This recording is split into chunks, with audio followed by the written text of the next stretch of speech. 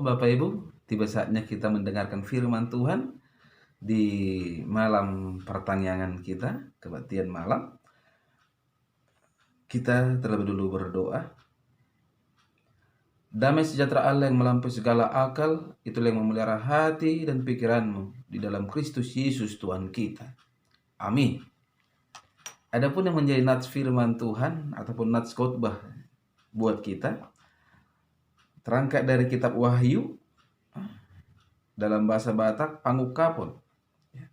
Wahyu 7 yang dimulai dari ayat 1 sampai yang ketiga, demikian firman Tuhan. Kemudian daripada itu aku melihat 4 malaikat berdiri pada keempat penjuru bumi, dan mereka menahan keempat angin bumi, supaya jangan ada angin bertiup di darat atau di laut atau di pohon-pohon.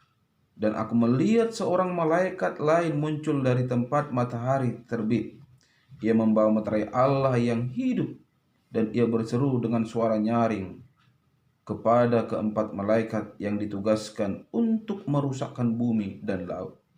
Katanya, janganlah merusakkan bumi atau laut atau pohon-pohon sebelum kami memeteraikan hamba-hamba Allah kami pada dahi mereka. Sampai jatuh firman Tuhan. Bapak Ibu saudara-saudara yang terkasih dalam Kristus Yesus, kalau dikatakan kitab Wahyu, ini adalah kitab penghiburan bagi setiap orang-orang percaya yang lagi di dalam tekanan, yang mendapatkan tantangan kehidupan dikarenakan firman Tuhan, bagaimana agar mereka tetap di dalam Tuhan, tetap eksis, mengimani, mempercayai bahwa Yesus adalah keselamatan dan kehidupan. Saudara-saudaraku yang terkasih dalam Kristus Yesus, kalau kita melihat kebenaran firman Tuhan saat ini, nats ini merupakan atau memperlihatkan kepedulian Allah terhadap umatnya.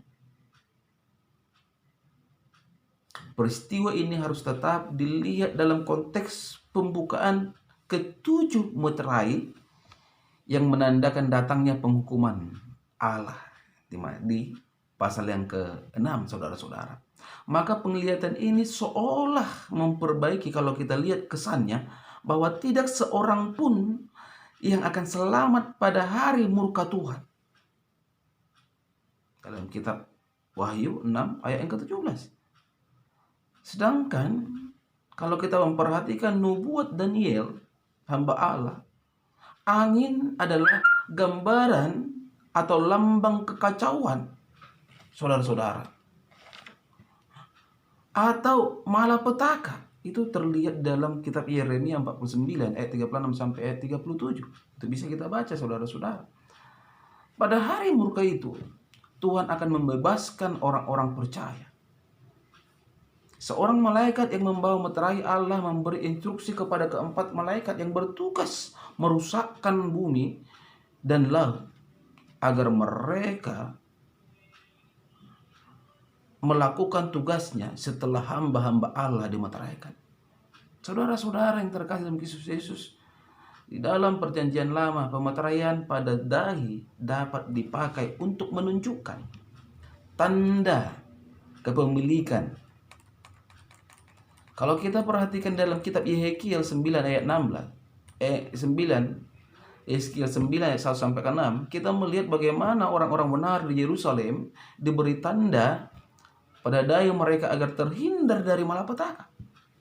Di dalam bacaan ini, pemeteraian menandai orang-orang tersebut sebagai orang-orang tebusan Allah dan merupakan jaminan perlindungan dari penghakiman ilahi. Walaupun mungkin saja meterai itu tidak menghindarkan mereka dari aniaya manusia. Mari kita melihat, saudara-saudara, apa yang tertulis dalam kitab Yeskiel, saudara-saudara, ayat pasal yang ke-9, ayat yang ke-1 sampai 6 dikatakan begini, saudara-saudara. Lalu aku mendengar dia berseru dengan suara yang nyaring, maju kemari, hai yang harus menjalankan hukuman atas kota ini, masing-masing dengan alat pemusnah di tangannya. lihat 6 orang laki-laki datang dari jurusan pintu gerbang atas yang menghadap ke utara, masing-masing dengan alat pemukul di tangannya. Dan 1 orang di antara mereka berpakaian lenan, dan di sisinya terdapat suatu alat penulis. Mereka ini masuk dan berdiri di samping mezbah tembaga. Pada saat itu kemuliaan Allah Israel sudah terangkat dari atas kerub tempatnya semula ke atas ambang pintu bait suci, dan dia memanggil orang yang berpakaian lenan dan yang mempunyai alat penulis di sisinya. Firman Tuhan kepadanya, berjalanlah dari tengah-tengah kota, yaitu Yerusalem, dan tulislah huruf T pada dahi orang-orang yang berkeluh kesah karena segala perbuatan-perbuatan keji yang dilakukan di sana. Dan kepada yang lain-lain aku mendengar dia berfirman, ikutilah dia dari belakang melalui kota itu dan pukullah sampai mati. Janganlah merasa sayang dan jangan kenal belas kasihan. Saudara-saudara yang terkasih dalam Kristus Yesus. Jadi ada suatu sinyal, saudara-saudara, diberikan buat orang-orang yang percaya. Saudara-saudara yang terkasih dalam Kristus Yesus,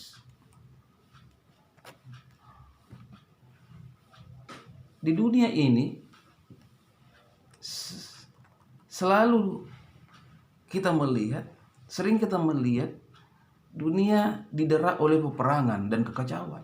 Terjadinya perang dunia pertama dan kedua membuat berjuta orang tewas. Belum lagi sekarang muncul virus corona yang memakan banyak jiwa. Tetapi perlu kita ketahui, namun itu belum apa-apa.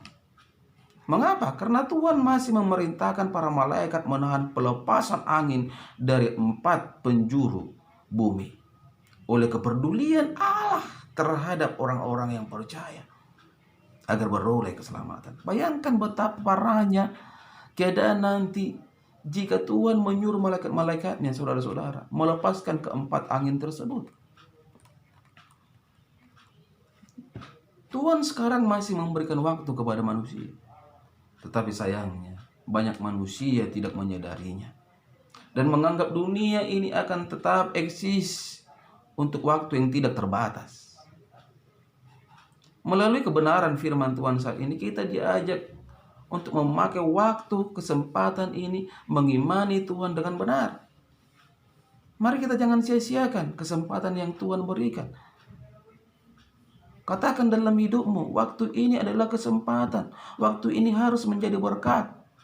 Maka masa penghakiman Allah yang mengerikan dapat menjadi masa anugerah ilahi yang mengagumkan bagi umatnya yang tetap setia eksis di dalam kebenaran firman Tuhan.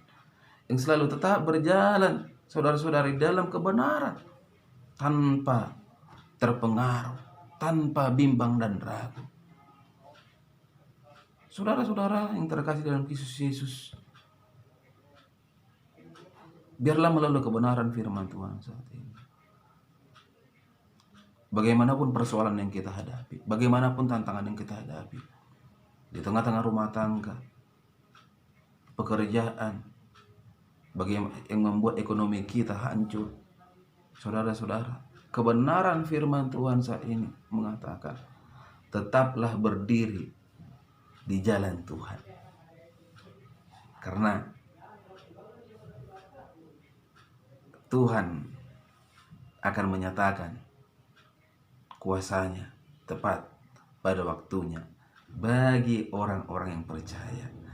Tuhan akan memperlihatkan kepeduliannya bagi kita. Tuhan akan selalu menopang kita ketika kita tetap berserah kepada Tuhan. Amin. Mari kita berdoa. Terima kasih ya Bapa di surga oleh kebenaran dari firman-Mu yang telah berkumandang pada saat ini, yang mengajak kami Tuhan, setiap pribadi yang percaya, yang mengatakan diri pengikut Kristus, agar tidak terpengaruh akan situasi yang terjadi, bagaimanapun hambatan dan tantangan yang menghantam kehidupan kami. Tapi kami selalu hidup di dalam Tuhan, meteraikan kebenaran firman-Mu Tuhan, melekat di dalam hidup kami, sehingga kami mampu menghadapi setiap persoalan dalam waktu kesempatan yang Tuhan memberikan ini. Hanya dalam nama Kristus Yesus kami berdoa dan mengucap syukur. Amin. Shalom buat kita semua.